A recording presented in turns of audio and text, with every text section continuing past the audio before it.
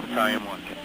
We just had a plane crash into Alpha 4 of the World Trade Center, transmit a second alarm, and when 9/11 happened, very clearly it was a devastating day.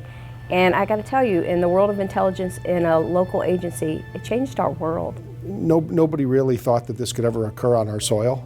9/11, it was a lot of unknowns, a lot of watching the news, and there was no one to give that answer to fill that void of the unknown. The information sharing from the Pulse was different from 9/11 because it was a lot easier. Since 9/11, you know, we exercise, we do drills, you know, with our local partners. So, you know, all the partnerships were in place, and the fact of the matter, you know, whether it was a phone call, whether it was a platform that we were communicating on, it was just so much easier because we've had a lot of experience doing that since 9/11. Our response to the Pulse nightclub attack, the Fusion Center played a huge role in assisting in the identification of the victims and then identifying the next of kin so that they could be notified. The PG&E pipeline explosion that occurred in 2010 in San Bruno, that was an explosion that knocked out 35 homes, killed 8 people. They were able to bring in resources and bring in personnel that before the fusion centers wouldn't have existed. That relationship wouldn't have been there. Our Fusion Center really does specialize in responding in real time to emergency events or major command posts. In one case, we had a subject basically shoot up a courthouse in North Metro Atlanta. And this was something that we really had very little time to assess whether this was one subject or part of maybe a larger case, or whether others were involved. So the ability for analysts and agents to already be trained to respond to a scene that's very much just kind of chaotic and bring organization to that chaos.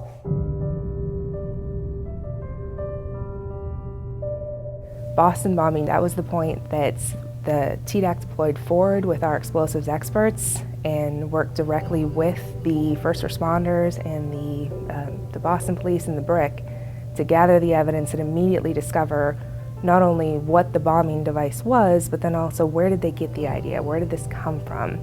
It was amazing then how those two groups worked together to not only identify the bombers, but then also figure out who else might have been unfortunately inspired by Inspire.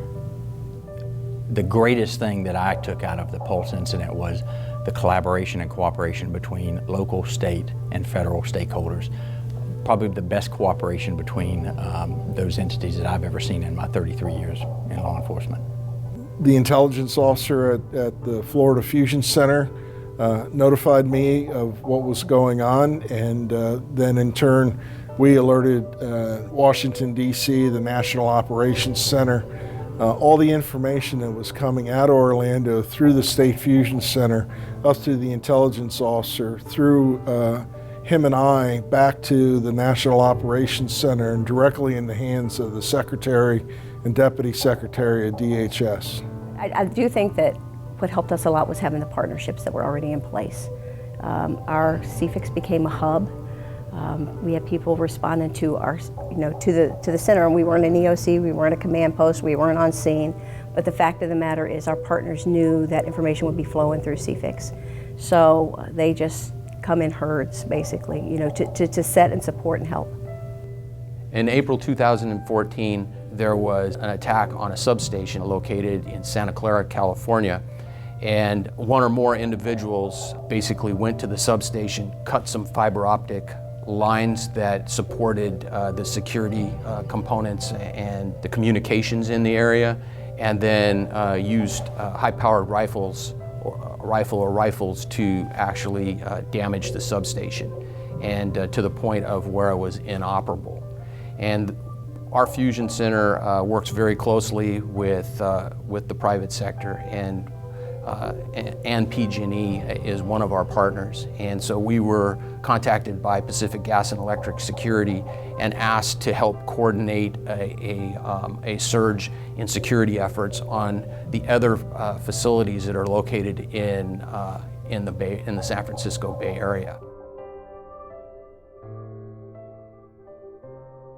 when we see them happen, whether it's the Pulse nightclub, San Bernardino, you name it, Paris, it affects our state, it affects Alabama, it affects what's going on in our state. What's going to happen next? Is this part of a bigger conspiracy? You know, the fact that we had partnerships in place, that really, really helped us a lot. We were behind the scenes in a support role. So, you know, looking into the suspect, you know, finding out who his associates were, being able to provide information to the FBI, to the Orlando Police Department, to the Orange County Sheriff's Office, who were out on scene. The initial incident went on through the night, and of course our DHS person was working hand in glove with the South Carolina Fusion Center, trying to ascertain and understand all the information and deconflict what was real, what wasn't real, and that there was not a second shooter and so forth, and keeping the Department of Homeland Security and thus the federal government aware of what was going on. Since the fusion centers have been stood up, that's now kind of an order of business, and I would say in a lot of areas an expectation from the local emergency managers and local police and fire that that those resources are now capable and that they're now there. In those kind of cases, we've now had a lot more experience working with multi-agency responses so that it's no longer figuring out which lane which agency's in. It's really kind of become a well-oiled machine that in these chaotic responses, everyone knows their place, their role, so that we're sharing information without having to go out of our way and cut through red tape to do that. It's really made a difference coming together as a fusion center and having those resources.